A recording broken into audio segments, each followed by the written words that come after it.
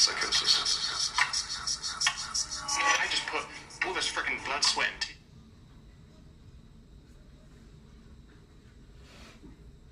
Hello.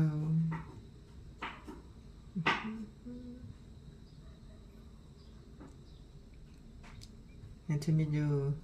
Today is very amazing. Today is 14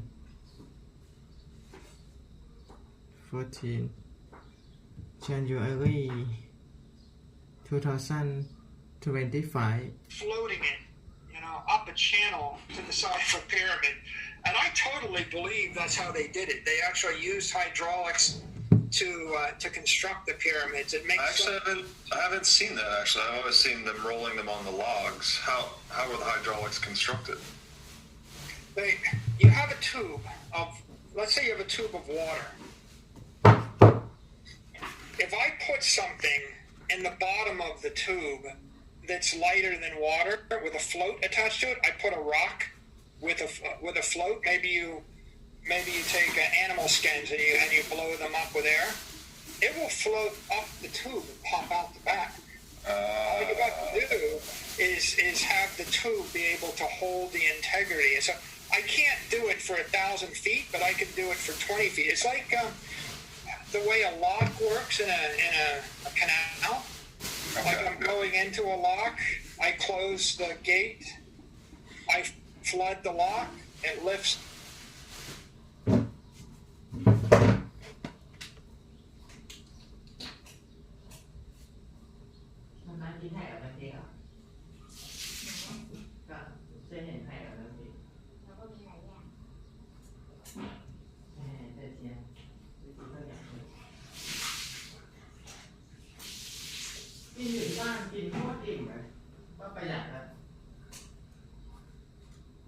Nhìn phai hả?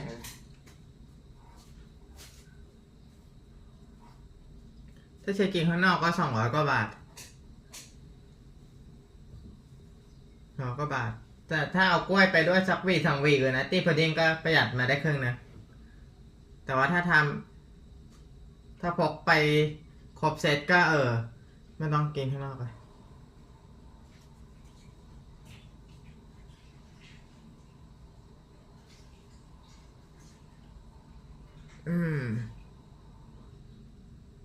Yeah. Nice to meet you, everyone. Good morning. Nice to see you today. Today is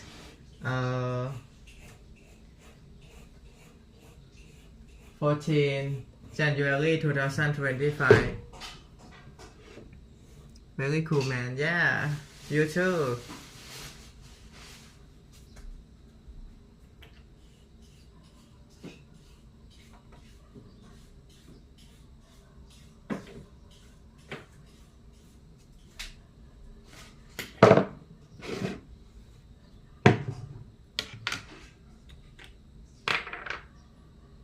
This is my morning routine.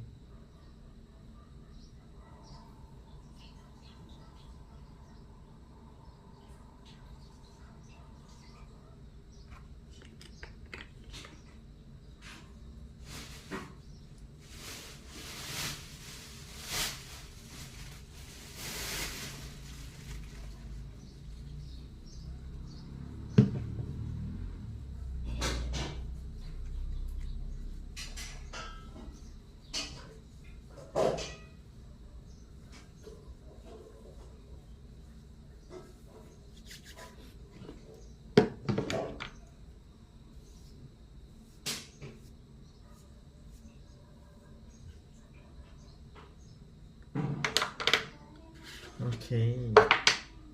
There you go.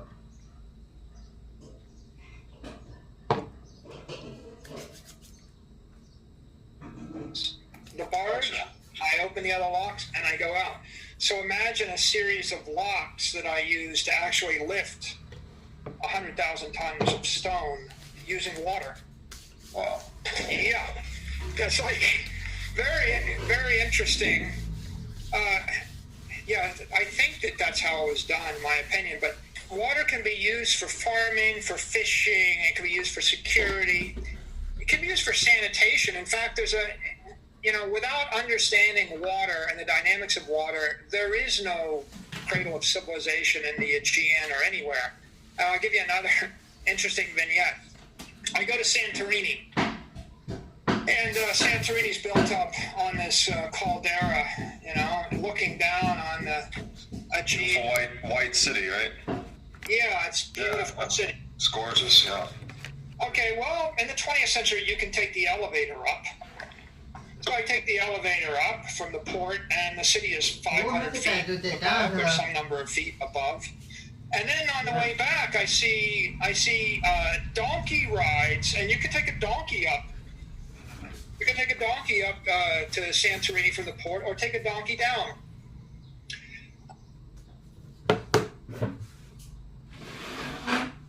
I will measure my shelf. Measure my pressure.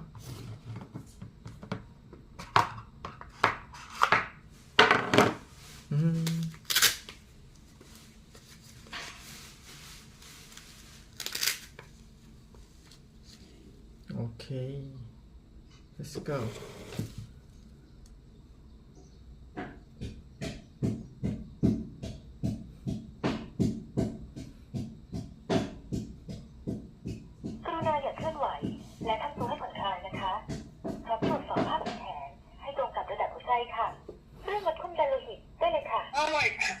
I was in my fitness craze, and I'm like, well, I'm not riding a donkey down, but I think I'll just walk down. I mean, what's the problem? I think I can walk. I don't need to take the sissy elevator. So I start walking down these steps, and the steps aren't terribly difficult. What do you think I see as I'm walking down the donkey steps? Donkey do? How much of it do you think I see? Probably more than you wanted to. A river? Wow. A river of donkey excrement. Mind you, this is like 3 or 4 tourist donkeys taking down the occasional tourist. A river of donkey excrement. And you can hardly avoid it. You're hopping this way and that way. And then my brain starts working. And I start thinking, what happens if there's 100 times as many donkeys? And what happens if they're walking through a city? And what happens if it doesn't? How do you clear this stuff? It's not like they had hydraulic hoses and they could just clean it. By the way, they're not clearing it in the 21st century in Greece.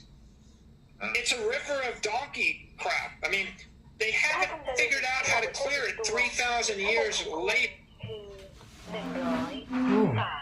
ลลิเมตรประหลอดค่าความดันโลหิตขณะหัวใจคลายตัวหรือค่าแรกของคุณคือ60มิลลิเมตรประหลอดอัตราการเต้นของหัวใจต่อนาทีของคุณ52คือเสร็จสิ้นการวัดความดันโลหิตแล้วค่ะตามมาตรฐานองค์การอนามัยโลกผลการวัดความดันโลหิตของคุณปกติค่ะขอบคุณสำหรับการใช้งานค่ะ Okay. ขอให้คุณมีสุขภาพที่ดีนะคะ Thank you.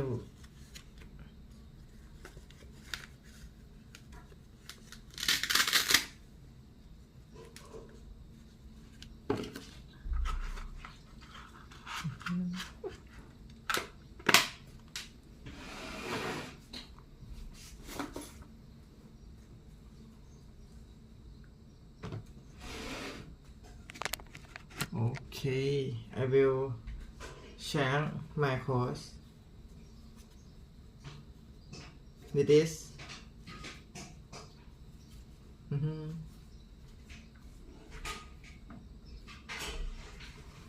Oh.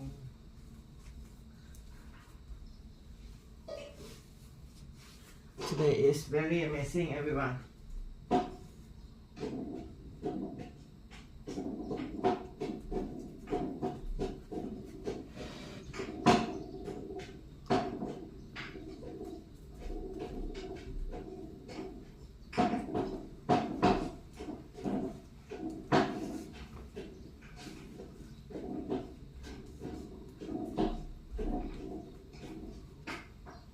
I will wear this jeans and shirts.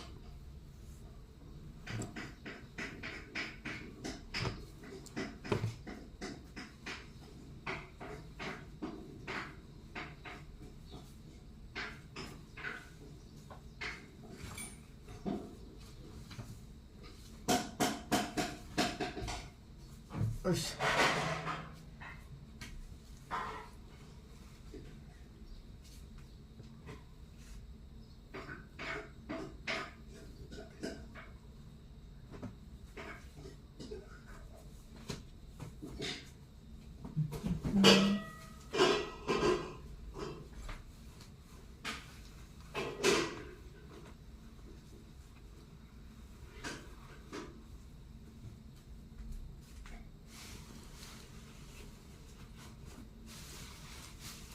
to meet you, everyone.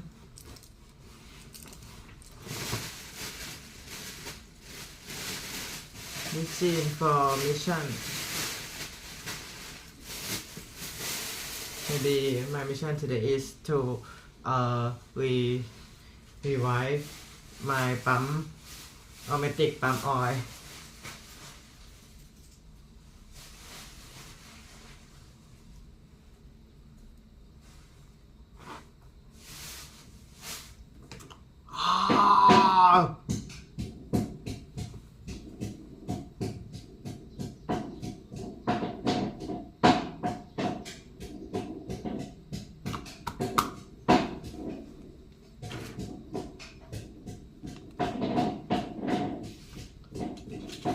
Wow! My girlfriend make my breakfast to me. Hello man ดีครับ ไม่ไปใส่ในห้องน้ำหรอ มาใส่บ็อกเซอร์อะไรนอกห้องน้ำ Yeah it's very cool isn't it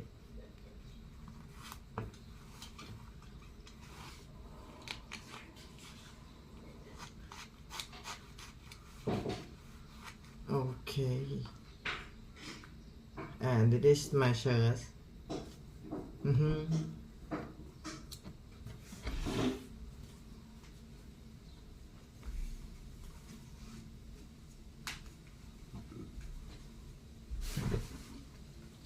คนตั้งคำถามแล้ว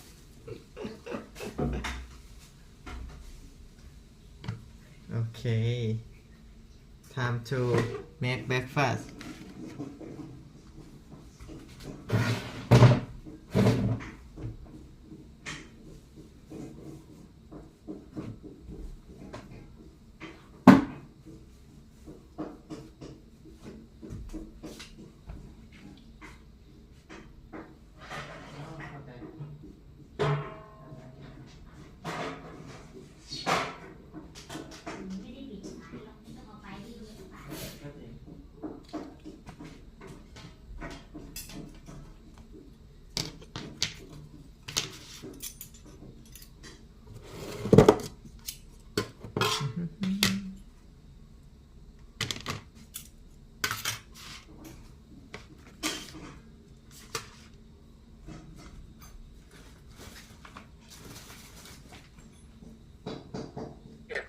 So let's go back 3,000 years and let's do the thought experiment.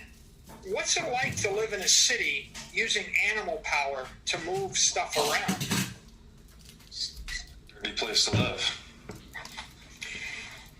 Awful, but also unsanitary. I mean, fly-infested, typhus-infested, typhoid, germ-infested, and then when it gets dry and this stuff desiccates and it blows through the air, you're going to be breathing it, smelling it. It's going, it's just going to be awful.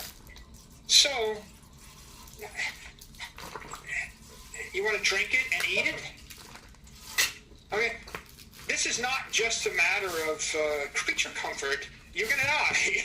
You can't actually bring together a bunch of human beings unless you work out the sanitation problem. And it was then and there that it dawned on me very viscerally. There's a reason why all the streets in Mykonos are so narrow that you can't get a horse or a cart through them. They're walking cities. By the way, there's a reason that Equus and the equestrian class were the Roman knights. The knights were the equestrian class, And what it meant in ancient Rome was the top 1% or the top 0.1%. รสชาติไม่ได้ The nobles of Rome were the equestrian เอากล้วย class. ที่หวานหายไปไหนอ่ะ What it Hey, meant Kimberly, to no? be rich and Kimberly, powerful no? was Hello, you had the right to bring a horse into the city. Nobody else could. The problem was not they couldn't afford the horses. The problem is if they allowed anybody to bring a horse into the city, it would be so unsanitary as to render the city uninhabitable. So most ancient cities, if you wanted them to work, you would have to have them human powered. And now you've got this dilemma of how do you move goods around? อืม Tell me, how do I move things around cleanly? I need a clean energy source that is not going to foul my sanitary system, that is not going to actually kill me. And of course, it's a boat, right? What do you want? You want 25 cities with ports on an inland sea with at least a season, six to 9 months a year, where you can cross from one point to another point without being dashed and killed on the rocks. So you need a fairly mild sea, but you have to have water, because if you have the same 25 cities on land and you're going to use horse or animal power in order to move goods and services back and forth, it's just so dirty, right? So unsanitary that your civilization is probably not going to get off the ground. And so the Mediterranean was ideal for this, it sounds like. the Mediterranean is the perfect ocean Yeah. because you can oftentimes navigate without leaving the side of land. It's hard to get too lost. There's a lot of ports. Very placid, relatively. And there's a lot of stops. If you look at all of these empires, the Phoenician Empire, the Roman Empire, the Venetian Empire, the British Empire, if you actually tour all the great ports in the Mediterranean, all the really good ones, the story goes something like this. Like maybe you go into Bonifacio in Corsica. Well, in 1000 AD, this was a Phoenician port. And then the Greek Empire came along and it was an Athenian port, 500 AD. And then the Carthaginians kicked them out and it was Carthaginian port. And then the Romans kicked them out and Nice it to was meet a you, Roman port. Transition And then after the Romans fell, the Venetians took this over, this Venetian port. And then eventually it became a British port, Like that's the story of Malta, that's the story of Corfu, that's the story of lots of different ports in the Mediterranean. And the reason why is if you want to dominate the Mediterranean, you need to have a port within 1 or 2 days sail that you can hide in whenever the mistrals blow. And if you control that network of ports, when the weather goes bad, you go into the port and your ship doesn't get sunk. And if you don't, and you're like a week away from a port that's friendly, and the weather gets bad, you get dashed against the rocks and you just die. And that's the end of it. And so these are all nautical networks, and they're all based upon terrain. And the Mediterranean was a good crucible for the beginning of a civilization. And when you put together, the incredible power of hydraulic transportation, and then you consider the consequences of not having it, you realize you can't really develop the economic density. We haven't touched much on agriculture.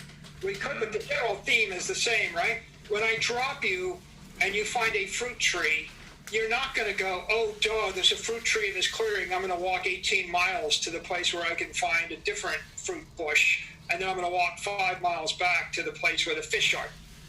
You're going to actually pick up the fruit tree and plant like 100 fruit trees next to your fishing pond. Right. You're not stupid. Like Paleolithic man, there's every reason to believe they were smarter and stronger and tougher than we were. I mean, right? So this is a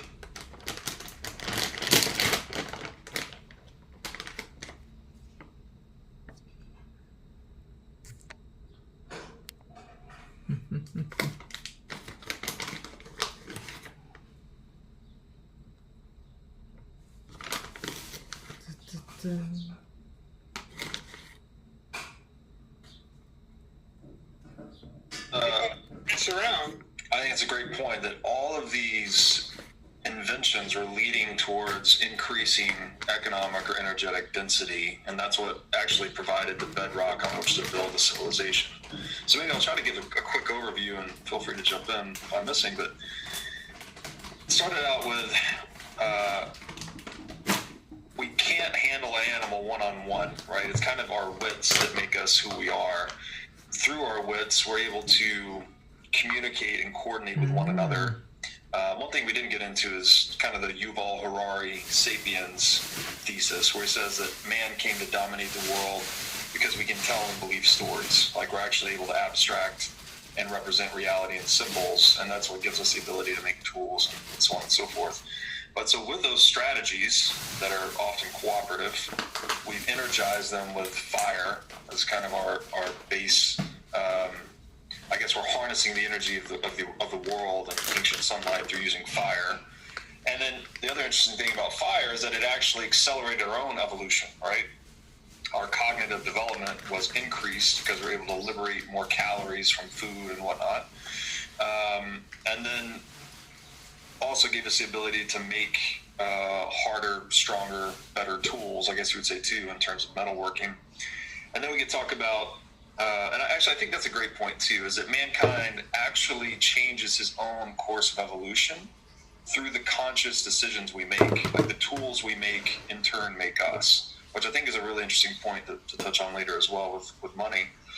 And then we had missiles, right? So we could actually take advantage of our visual acuity, which is something unique to people, and our dexterity, and actually hunt animals at a distance and hunt them on a terrain that was advantageous to us. And then we had to tap into water, right? Because we are water, first of all. Like humans are 70% water.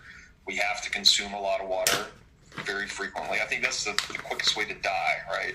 It's like oxygen first. We have to have that most frequently. Water second.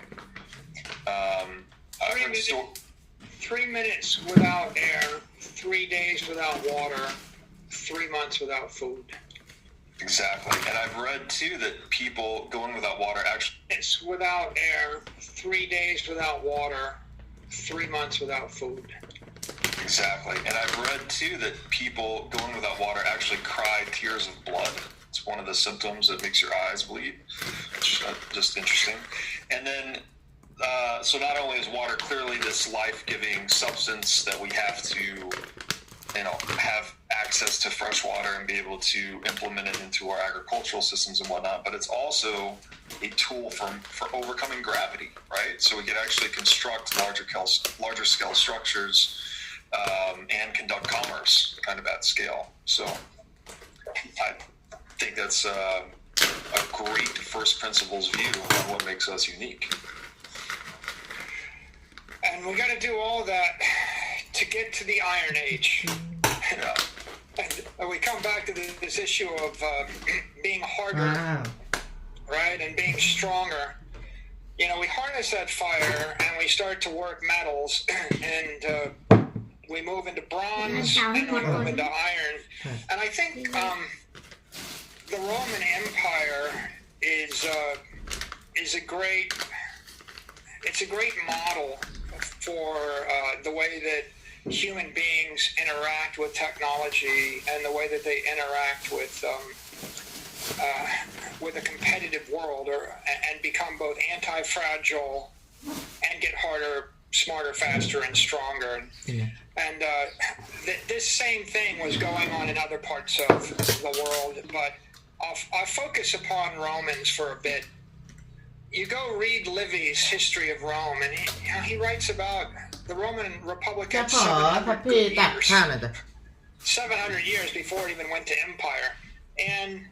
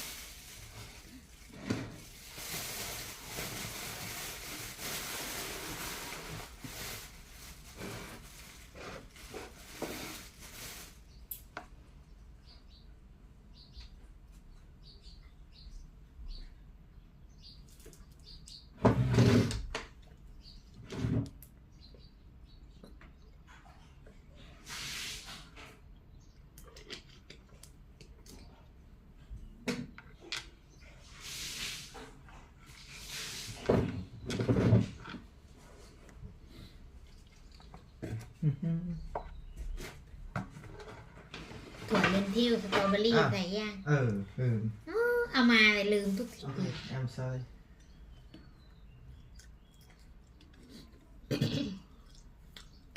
อืม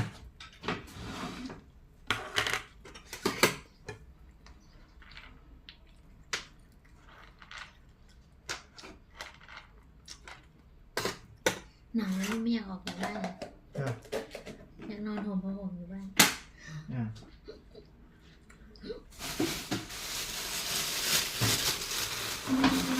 เมื่อไหร่เจ๊จะรวยอ่ะ ฮะ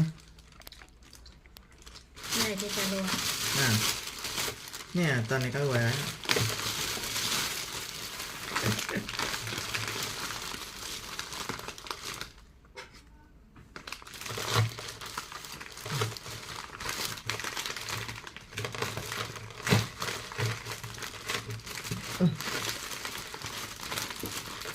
นี่แหละมึงต้องเอาออกไว้ให้มันละลาย เออ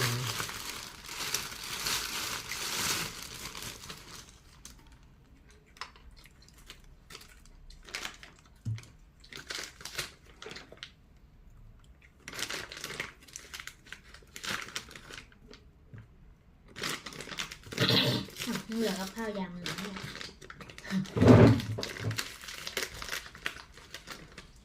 โอ้ย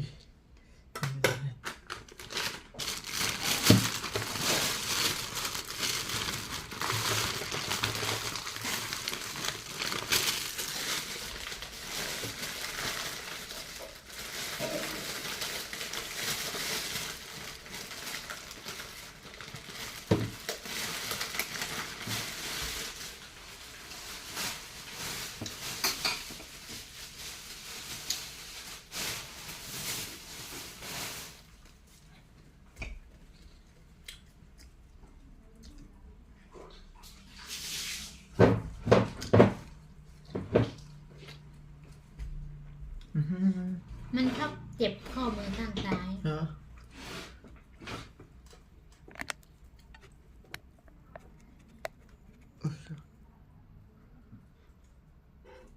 เออ We start with this idea of Roman politics. You've heard the phrase "beware the Ides of Yeah. March," and it refers to Julius Caesar. And people think of it as oh well, that's when someone's going to kill Caesar, but it's really referring to the fact that for 700 years the Romans got together on March 15th and had an election every year. The Romans were the most organized of all of the civilizations we can find in the ancient world, and that's how they grew to dominate. They were just organized, and one of their forms of organization is, and this is a thing of beauty, they're running a process where every year, March 15th, they have their election. They appoint 2 consuls. They appoint all their officers. The consuls then they conduct about 2 weeks worth of religious ceremonies. They all worship, they appease the gods, they're getting psyched up, right? They're reminding themselves that they're unique. They're celebrating. Simultaneously, they raise an army. They train the army. We go from March 15th all the way through to May 1st, 6 weeks. In those 6 weeks, they get organized, celebrate, get excited, wait for a good omen, and they're really getting ready. And then the campaigning season starts, May 1st. Everybody who knows anything about Europe and the Mediterranean knows the weather gets good on May 1st. The problem before May 1st, it rains, there's storms. If you set out to sea or you set out across terrain before that time period, if the cold doesn't get you, the storm's going to get you, or your ship's going to sink or something. It's, ultimately, right, in the history of all these wars, more people die from natural causes than they die from bullets of the enemy or from the enemy. So the number one danger is nature's going to kill you. So the Romans basically did summer campaignings.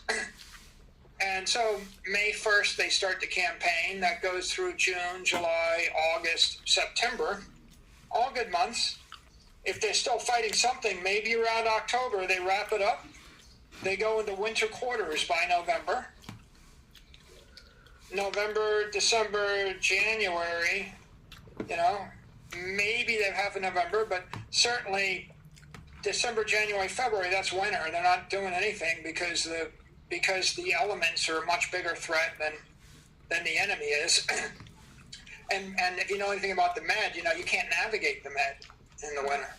Like even in the modern day, it's no one would want to go yachting in the Med in the winter. It's just not comfortable. You get storms. Weather is very uncertain. So all this time they're resting, they're recuperating, they're regrouping, they're politicking. You can imagine. They're discussing with each other who's most suited. That guy's long in the tooth. That guy's lost a step. This is the up-and-comer. You support me, I'll support you. They're working through that consensus back in Rome, and they're remembering what it's like to be a Roman. And then along comes March, and then they decide who's going to do what, and everybody gets you're going to be a tribune, you're going to be a consul, you're going to be a governor. Let's put in place the administration, and they're always rotating, and they go and they do it again. Yeah. And if they send off the best and the brightest, and the guy takes an arrow in the back and he dies, well, next กล้ year วยห there's อมก็ another ได้ guy. Scipio Africanus, like one of the most famous Roman generals of all time, he rose to power, in his early 20s after all of his uncle and his father died in the Second Punic War. His entire family was getting wiped out, but there's always another Roman. ก็อย่างเช่นลูก Always another Roman, always another one, from a very early age. And so the political system had a certain elements to it because it was tied to the calendar. It was tied to nature. คนละคอร์ส It was a natural cycle, and it took into account the need of human beings to celebrate each other's successes. I go campaign, I come back, I get a triumph. It took into account their need to have a common faith. The faith is critical. If we're not all Romans and if we don't all believe the same thing, why are we going to die for each other? Right. Faith mattered, but the weather mattered. Yeah. Right. And it's like people don't realize they did it every year on March 15th because they need. If I told you the weather's going to get on May 1st and you need an army, when would you start? Right. They're pretty smart. 7 years of it. That's the Roman way. And then they also took into account human motivation, which is everybody's got an ego. Everybody needs their turn. Nobody can hog all the power. So even if you were the greatest general this year, you got to give it up to someone else next year. And as long as they kept turning, and if I'm the second most powerful family and you're from the most powerful family, maybe I'll support you for consul with an understanding that it's my turn next year. Right. And it's like and then maybe my family will fight and die for you because we have a chance at glory next year. But at the point where you take over and you tell me, well, you think you're going to just keep the job for the next 62 years. At that point, the fabric of the civilization starts to break down because that equity and that citizenship and that sense that we're protecting the Roman way of life starts to degrade to we're just helping somebody's dynasty screw them. Right. So it's the dynamism of the hierarchy keeps it revivified and fresh, and they're harmonized with nature. That's very interesting. Anti-fragile. Right. The Romans are anti-fragile.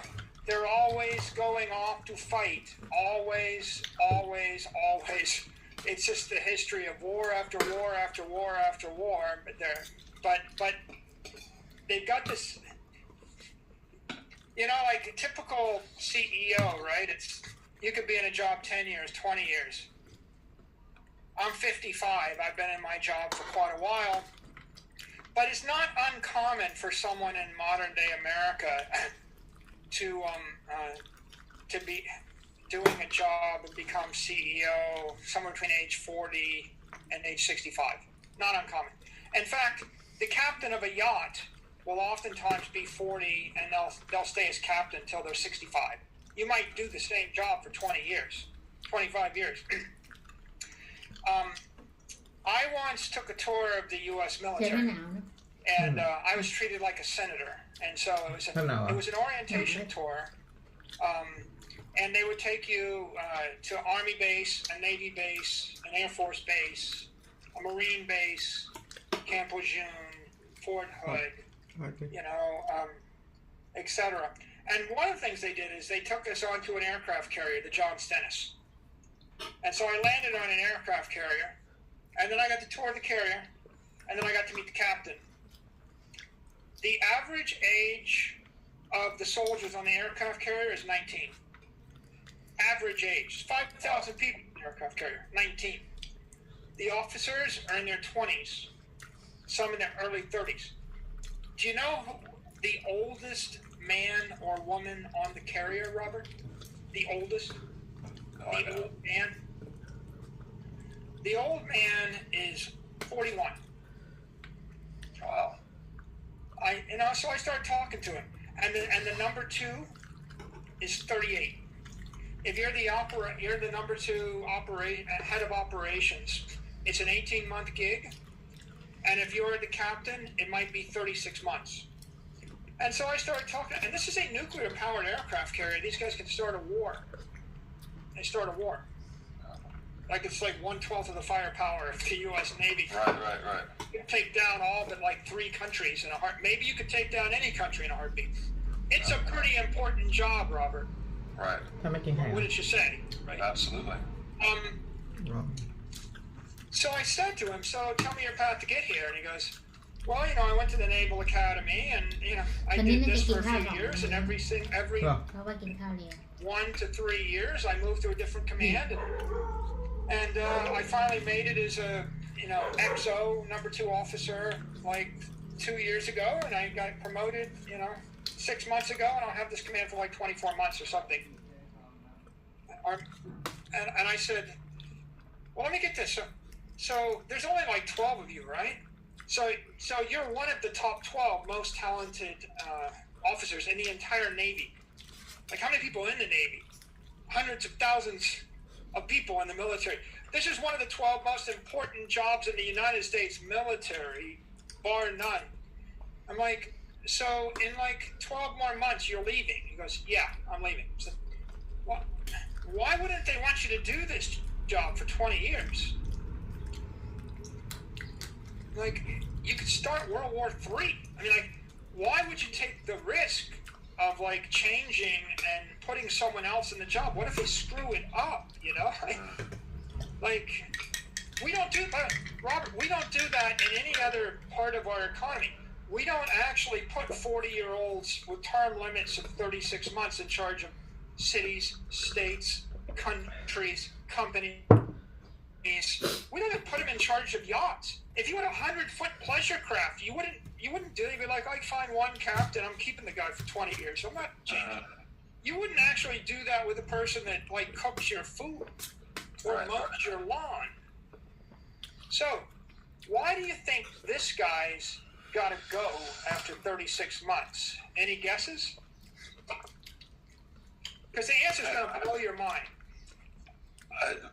What jumps to mind is if he were to get paid off or corrupted or something, but I really don't know. That's not a bad idea. That's like the forest ranger principles. Like, we rotate the forest rangers in order to keep ห anybody น้าเขา from เหมือนนักแสดง corrupting ที่ the forest rangers so they don't แก้ผ้า misuse หลวงลงมา public national park resources. Brilliant เอ idea, อเหมือนเดิมนะ right? Bedrock of the Forestry Service and a great anti-corruption technique. But that's not why. I'm standing on the deck of this aircraft carrier talking to this guy who a lot of people think like he's just a junior executive. Maybe we're ready to give him a whatever. And I said, "So tell me again why you got to leave this job even though you're the best guy in the Navy to do it. You're obviously hyper talented." He goes, "Well, Michael, there's a lot of really, really good people coming out of the academy every year, and everybody needs their turn."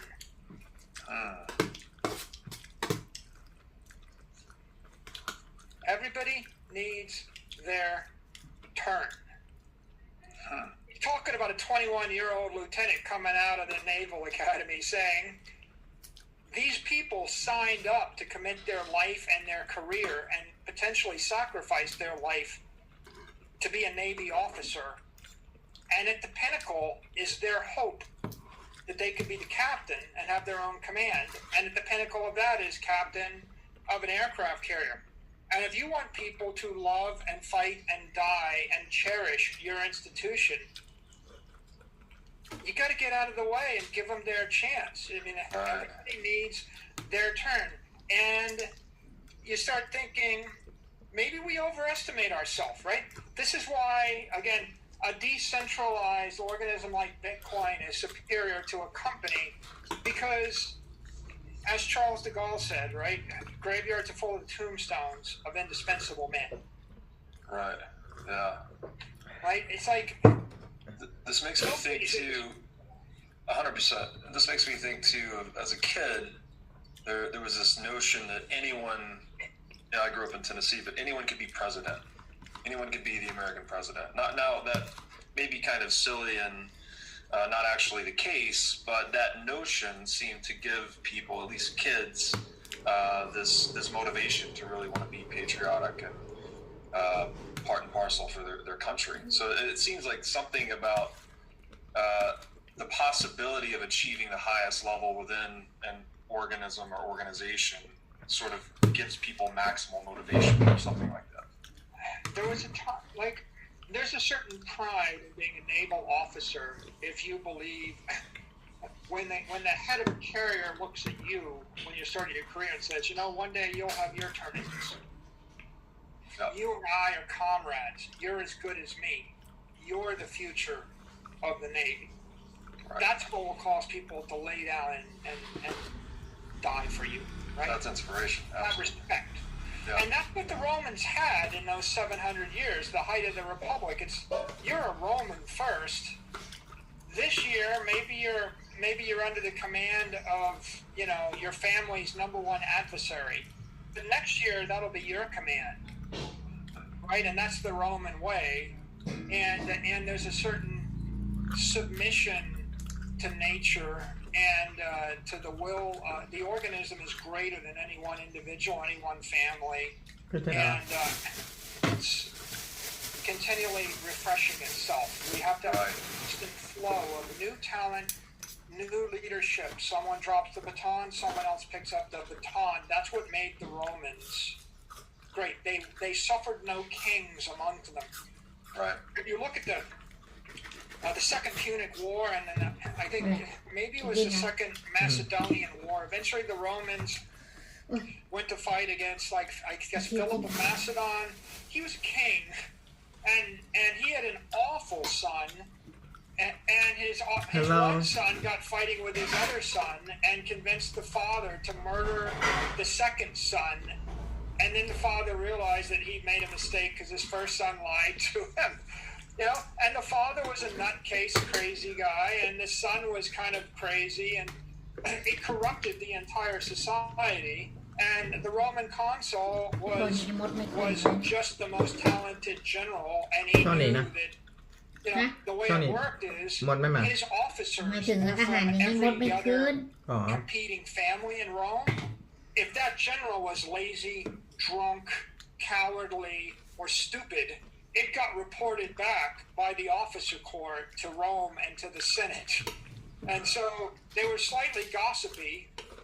But the point is, when you know that everybody's watching you and that you can be replaced and will be replaced next year and your future is uncertain, it brings out a higher degree of professionalism. And that's the competition in the market. Just like, you know, you're a miner and they cut off your electricity while your mining rig stops and the miner shifts somewhere else. Absolutely. It That's the has reason strawberry, entrepreneurs in the banana, free market and are accountable to the chocolate. preferences of their customers, right? Because they Cacao constantly powder. face the existential threat of It is going called, elsewhere. Whereas the opposite would be true of a monopoly. Super Veggie. Right? The monopolist doesn't have to give two shits about his customers' preferences because they have no other choice. and mix food. So I think that's really interesting. So the Roman political system, it bred Okay. harder, stronger, faster, smarter individuals. And it was that no apologies about it from age 3. This is the way it is, and Rome comes first, and everybody else's interests are subjugated. And when you look at that, right, they started with that system, a good system. I mean, people forget about it. 700 years as a republic. I mean, find me another republic lasted 700 years, conquered the entire known world. Then you've got the Roman army, and that tells a different story. I mean, the Roman army it takes us back to this issue of there was never such thing as a fair fight. The Romans weren't fighting fair. They would have laughed at you. You know, like the Roman approach to this was to take my illustration of the slinger on the cliff and take it to a whole new level. The Romans manufactured ballista, they manufactured catapults, and they manufactured every sword to be the same length, every shield to be the same size, every soldier took the same step, the same length. Everything was the same. You could be an 8-foot tall Goliath, and the Roman 5-foot 10-inch tall normal dude, right, is going to beat the crap out of you because you're not going to get within 12 feet of him because you're going to take a spear in the gut from the 12 guys standing to his left and his right as you charge. Right? There's no in all of these time periods, all these wars, and you read Livy and he describes them very in depth over and over again. Hundreds and hundreds and hundreds of battles, and they always consisted of the Romans maneuvered to get to high ground. The Romans maneuvered to get the enemy out on the plain. The Romans unleashed the artillery onto the enemy while they stood and obliterated 10% of them. Then the Romans unleashed some more artillery. There's one story where the Roman army cornered the Gauls. The Gauls are on a mountaintop, on a hillside, and the Romans are below. They just surround them. They stop. They start to pummel them, and they rain down hell from above. Bullets, boulders, flame, napalm, and Livy writes, before a Roman even took a step toward the enemy line, half of the Gauls were dead, and 80% of them had been maimed or incapacitated from the bullets. Wow. And then the Romans start to move up and do something. It's like this. There's none of this. Let's just charge into battle and fight it out with our sword, right? Never happened that way. It was always going to be find a way to get an advantage. And by the way, the technology is very critical, right? People think like the Romans had a military-industrial complex, right? There's a way to do it. You're going to do it in a certain way. They had an entire body language and an entire system of how you're going to act. If you want something which is eye-opening, there's this story of the Roman Navy from the First Punic War. The Carthaginians dominate the Mediterranean. The Romans are a land power. The Romans don't know anything about naval power, but it tells you a lot about the Roman psyche and the Roman intellect. The Romans are getting beat up by the Carthaginians because the Carthaginians control the ports and they have the fleet. The Romans have no fleet. One day, a storm kicks up, and the storm drives a Carthaginian naval ship, into a Roman port. It's blown into the port by a bad mistral. The Romans capture it. They take it apart to try to figure out how the Carthaginians make their ships. You can't make this up. This is the most amazing thing in history. They find out that the Carthaginians make their ships from a kit, from reusable, standardized parts. And not only are all the parts standardized, the Carthaginians have labeled each part with the instructions of where it fits and the number of the part. The Romans deconstruct the entire thing, steal the entire blueprint. 90 days later, they've made 150 ships. You think these guys are screwing around? Right? จะไปไหน They're อ่ะ not หัน screwing มาทางไทย around. นิด It's นึง like นิดเดียว everybody thinks, oh yeah, I'm going to take my time to figure this stuff out. No, war has a way of quickening your time, your activity. Bam, I'm losing. I find a ship. That's the DNA. That's the formula of the ship. 150 ships. To make a long story short, the Romans win the First Punic War, and they vanquish the Carthaginians, and they become the naval power. And, of course, it's not that the Romans invented everything. It's just the Romans stole every good idea from every civilization, from the Greeks, from the Carthaginians, from the whatever, that they crushed. And because they lasted, วันนี้ทำเยอะไป we're ปะ able to read their ทำเยอะ histories. ปะ ก็เปิดเทอม But it kind of blows your mind when you think that in 500. By the way, you think the Carthaginians invented that? Maybe they stole it from the Phoenicians. Right. No. But yeah, 500 BC. If you want to win wars, you don't just make ships, and you don't just train hard, and you don't just make. You don't make wagons, right? Roman roads. You The know, Romans they had buy- standardized parts, standardized gauge for a wagon wheel. Every Roman wagon rolling on the road is carving ruts in the road. That gauge has to be standardized. You can't just make any wagon. You have to make it exactly the same. จักรวรรดิโรมัน Hey, this is for all those people that believe, that ไม่กินน้ำมั้งเลย recoil in ไม่อ่ะ ไม่ใช่เขาก็ standardization. พูดอย่างเดียว Well, that Roman wagon gauge eventually became the standard width of a railroad track in Europe, and then eventually the standard width of a railroad track everywhere. So if you want to know how wide a Roman chariot was, or a war chariot, or any chariot, just go stand on a railroad anywhere on Earth. The Romans gave that to you, and the reason why they did it that way is because if you build wagons with different gauges, they fall in the rut, they snap the axle, and that's death. Yeah. So it's like Henry Ford said you could have it any color as long as it's black. No, you can't have it any way you want it. You take it what you can. By the way, it's not that every civilization figured this out. It's just that every civilization that insisted upon doing it in a different way with different bells and ที่ whistles. เขา got เขียนไว้ crushed to ข้าง death. ๆนะ Right. Right. And there's an analogy to this in the Bitcoin world too. When you come up with a different feature and it's like it would just be 10% better. If you made your wagon 10% wider, it would hold 20% more, and you would need 10% less, and your transaction cost would be less, and your whatever. I think It's better. it points towards path dependence too, right? Like the fact that a technology already took a certain path, it kind of has an inertia, right? An inertia that's carried with the gauge of a wagon wheel to the width of a modern rail.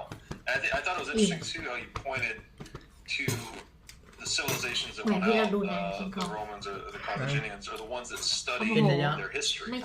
So they're actually gleaning insights from civilizations that have come before them, which again kind of harkens back to that Yuval Harari concept of our ability to ไปดูตอนไหนอ่ะ abstract our แล้วไม่ learning รู้หนัง into ที่กอง symbols like language or whatnot, Huh? and pass ตัว it ใหญ่ from ๆอะ generation to ที่ generation. ผู้หญิง Such ที่ that เขา the รัก most ของเขา successful เขาจับ strategies ไป take งั้นเขา advantage โม of โห collective learnings up เขา until ตุย that ตัวเอง point. เขาจะไปช่วย They're แฟน just เขา trying to just do something from เขาโม scratch โห on เขา their own. Like we all stand on the shoulders of giants, No. so to speak. นะ Those, ฟังจะดูเธอทำ those ไม roads were the logistics network of the Roman Empire.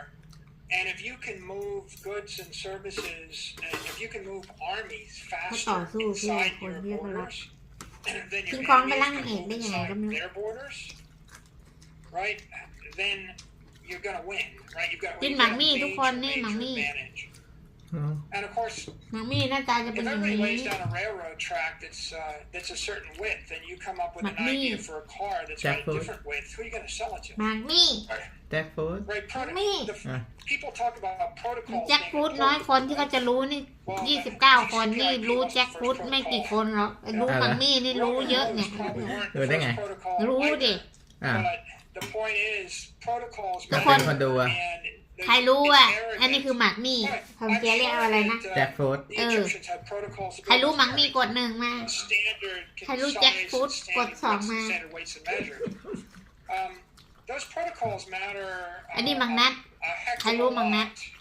And if you don't have them, it's impossible for people to cooperate. So money, we've talked about money a lot as being essential for civilization to cooperate ชมพู่ and แม่เหรอ allowing us to, อันนี้กล้วยหอม allowing ประ us มา to ณ specialize. 10 ลูก But all these, Well, all quite a these number, I have- other logistics protocols or military เวลา protocols จะเอาช้อน are เชียร์เลอะๆมาตักแล้วมันก็ equally นี่ไง important. มันทำให้แบบอาหารเสีย And I'll make one last point มัน on กินอันนั้นหลายอย่าง Roman engineering and นั่นมันรว aqueducts, ม right? The Romans, จะต้องมีซ่อม the จิ้ม Romans ผลไม้ understood the ต่าง importance of hydraulics, and they took it ๆ to แต่ a แต new งโม level. นี่กินไม่หมดนี่ก็นี่ They actually created aqueducts that would bring water from up to 70 miles away to a given city. A lot of coastal towns on the Med that are not inhabitable. I mean, the natural economic density Tham isผื่อ really เย a อะเกิน function of the amount of water เรา per เห็น year. ตั้งแต่แกะกล้วยแล้วเป็นกอง So if the amount of water per year is based on rainwater, maybe you can have 500 people live in the city. And if you bring the aqueduct, it goes to 5,000 or 50,000. And so the economic density requires the hydraulic flow for sanitation and just to keep everybody alive. คือชีวิตนี้พอดีไม่เป็นถ้า So ขายก็เกิน engineering the roads, ไม่ engineering ทำให้เธออ้วนแล้วนะโอ้ย the rails knowledge, the entire Iron Age แต่ทำไมไม่บีบ civilization เอางัดทำไม ก็ was มือ built. เลอะ อ๋อ Romans, if anything, they're engineers, มือเรามี and they elevated engineering above all. มีเลือดเนื้อ And เชื้อ เชิญแล้ว what is engineering? I mean, กินของ I'm an engineer. ดนตรีศาสตร์ I think engineering ว่าแล้วทำไมเธออยู่กับเชด้า is an incredibly honorable, ethical, เราดูบนป่าไง life-affirming profession. เราเป็นตัวประหลาด That the basic credo of the engineer แปลงร่าง is เป็นผู้หญิง I look at nature and I look at the Black Manus ni. circumstances เออ that I'm แต่ก็เหมือน surrounded เลยไหม by, มี and I ปีก use ซ่อนอยู่ข้าง my หลัง intellect and เวลาเรา every จะบินเราก็จะ material and technique in hand in order to construct a better world for everyone and เฮ้ยเมื่อคืนเรา everything. ดูไอ้ไม่เนี่ย That's หนังจีนใช่ไหม the credo. I'm not Ê, có going to be a victim of เรามี circumstance. ปีกนี่ไงบิน You know, กระเพิบกระเพิบ I'm going to actually change my circumstances with my intellect, and that might mean build a bridge. It might mean build an aqueduct. It might mean build a road. It might mean build a ship. Whatever it is. อืม Just like the beaver builds the dam, the Michael. engineer builds the world. You know, look at any city where you take the bridge down and try to figure out how life changes. Can that And be- it's งงไปหมดอันไหนไมอันวันหนึ่งไมอันอันหนึ่งไมเคิลอันหนึ่งแจ็คสันอู้ if อะไร we ก็ just ไม่รู้ if we just leave, Jackson, I'll maybe. leave you with one more And then video David. on Rome, and then we'll move on. I think Yeah. to the เท่า dark นี้ฟัง ages. ไมเคิล I have a holding company. The holding company is called สุข Alcantara. ภาพฟังไปก็ไอ้ And นี่ Alcantara is เรา based มันต้องปฏิบัติไง uh, คือเอาง่ายๆ แล้วว่าถ้าอยากให้เหมือนใครก็ดูคนนั้นน่ะ it's a Roman bridge. เรา It stood for ก็จริงไง 2,000 years. เราอยู่กับ And เชีย if ร์ you มาก go ก็เป็น underneath มาก that bridge, ก็ you'll จริง find อ a ยู่ Roman inscription in เป็น Latin. อะไร บ้าบอ Where นั่น a เอง Roman engineer whose name Okay, is well, there Julius you Lander said, quote, อยู่เตง this bridge รู้ will ดิ stand ตัว for เอง all time.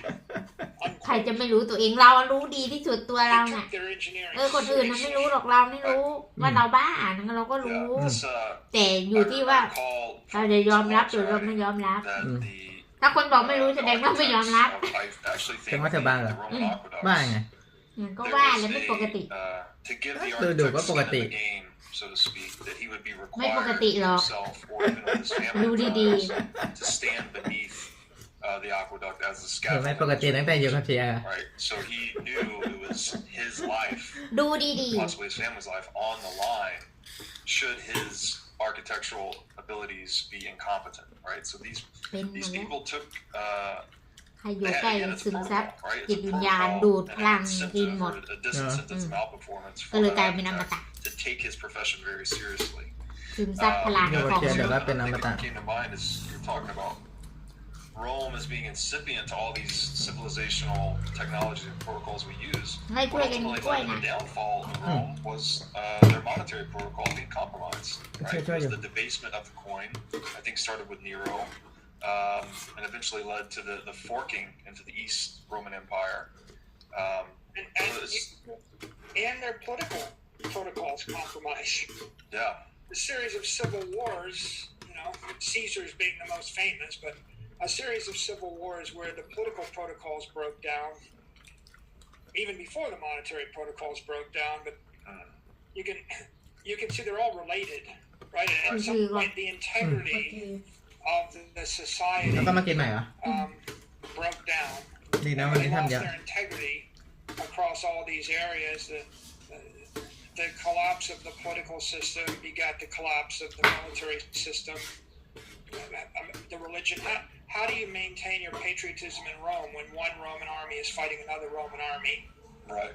What was there an inflection point that you recall that sort of led to all these protocols being compromised? Around 50 BC, it all started going bad. Maybe.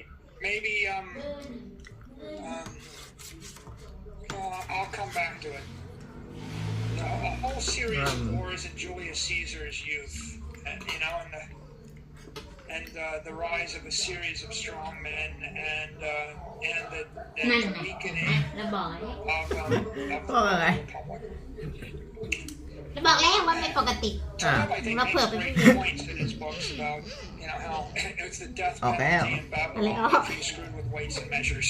พุงออก Or Bịt váy. if you're a builder and your house Bịt váy á. collapses, right? อ่า Some of your own โช family ว์นี่ dies. ต้องโชว์เหมือนเชียร์ They're Im definitely vô. great skin in ทำไม the ต้อง game ทำท่าอย่างนั้น and they just นี่แหละ skin in the game. มนุษย์ลิง Sorry. And they just remind you that in a society that respects natural law, right? Nature is not going to Nó là pity còn you, kia. and she's not นี่ listening ต้องให้ for ใช้ป้อนหรือจะอ excuses. ร่อย นี่ของเรา If you, ไม่ยัง I know this is not quite relevant, but I can't help but state ทำไม it. ต้องเรียนใส่ The richest man in China กินให้หมดนะ a year or ทำ 2 เยอะ years แยะ ago was out on summer vacation in the south of France. The guy's worth $20-30 billion. He decided to take a selfie or get a photo, and he stood up on a จะสู้เราได้ไหม rock เนี่ย wall at some ancient ruin in the south of ๆแกง France. เชียร์ And while they were taking the photo, he เดี๋ยว slipped คน and ก็พูด fell หู off มีชิปง the ชิปแปล side ก of the ทำไม wall, จักร plunged จีอย่าง 50 นี้ feet to his death. เออ And again, somewhat emblematic ไม่ of ใช่ว่า the คนมี rich. ชิปแปลกเยอะแล้วมันจะแข็งแรงไม่ใช่ It นะทุก doesn't คน matter if you have an army of lawyers Yeah. and $1 billion in clout. In that last 2 seconds of his life, สาวๆชอบกรี๊ดเห็น he ผู้ was ชาย punished ซิก by แพคแล้วก็เนี่ย violating the law of gravity with a death sentence. ไม่ That's right. That's right. อันนั้นก็มันเป็นการแสดง Gravity ชีวิตจริงนี่ดินั่นน่ะนั่นน่ะ Just the richest man in China out of 1 billion people, and he was sentenced to immediate death, no appeal, ถาม and a เล่น split ขำเลยอะ second แท้ for being careless. จริงๆแล้วสาวชอบกรี๊ดผู้ชาย When ที่แบบเต็มยั่ว when Yeah. society Yeah. forms Yeah. all of these appeals and excuses, อืม and they let everybody off เป็น the หาง hook. แล้ว It's like, well, if you make a market in accepting excuses and lawsuits, you're going to get a lot of lawsuits and a lot of excuses. Right. Yeah. This is two Mm, big phải mà. institutions, Nó right? còn We're kia. interrupting this นี่ไงสตรอเบอรี่คนอ่ะ เนื้อเปรี้ยว impulse. ใส่ทำไมเปรี้ยว We're not learning at, Nét anh nha. a business and Cái này mà đã. civilizational level when we preserve institutions artificially. I'm very persuaded by all of the points made by Taleb and also by the paleo theorist about the Yeah, importance banana. of pain in life. เปรี้ยว Pain is a natural teacher. And ไม่เปรี้ยว you เท่าไหร่ can learn a lot of น้ำมะนาว things เปรี้ยวกว่า via pain, right? You try to pick up a chair the wrong way. You, ไปเรากินทุกวัน you เรา do กิน something แล้วอันนี้ไม่กิน the wrong fashion, and the pain is a feedback, and it's information. And when you try to cut off the pain flow through anesthetics or steroid shots or cortisone or QE or ทำเยอะเกินไปเต็มกำลัง or a bribe or however it is, you avoid paying the price and consequences for 10 โมง your แล้ว misstep. Right? It's try to suspend ยังไม่ได้ gravity. นอนจะ10 โมงเช้า Well, good luck with that, right? Right, right, Well, right. you could, if you put a suspended gravity, for $1 billion in that 1 second, how much other screwy stuff would have happened everywhere else in the world while that gravity was suspended? Right, Right? exactly. The damage would have been maybe 1,000,000 times worse. Yeah. Gravity is key. It's a good reason you can't compromise nature's protocols, right? And we should mirror that through natural law. อืม That would be the healthy approach, right? Yeah. That's the paleo theory. That's the theory of anti-fragility. That's the theory of Austrian economics and Right. capitalism properly understood, and Darwinian evolution and natural equilibrium. So how awesome was that, right? Michael's incredible.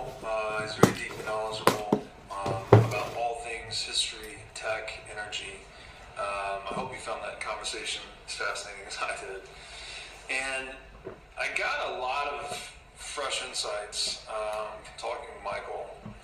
And I love the initial introduction of there's never been such thing as a fair fight, right? So it's as if everything in nature is always trying to sharpen its strategy to figure out, a better, faster, cheaper way of doing things, namely getting food, reproducing, things like that. So I thought that was really interesting, and there's a nice corollary there between sort of ecological strategies that an animal might use and a business strategy, right? That's the nature of innovation as well. So I came to see evolution and innovation as things that are very closely connected. Evolution being kind of the organic form of innovation, or innovation being the inorganic form of evolution, which I thought was super fascinating. And it's fascinating to me that thinking is what makes us the apex predator, right? It's our ability to run these simulations of future action, right? We can actually spin up avatars and other elements of a situation and think through them before we actually execute. And we can also communicate about it with one another. So we can out-coordinate other animals, right? So even though we may not have the most vicious physical appendages in the world, it's our wits that make us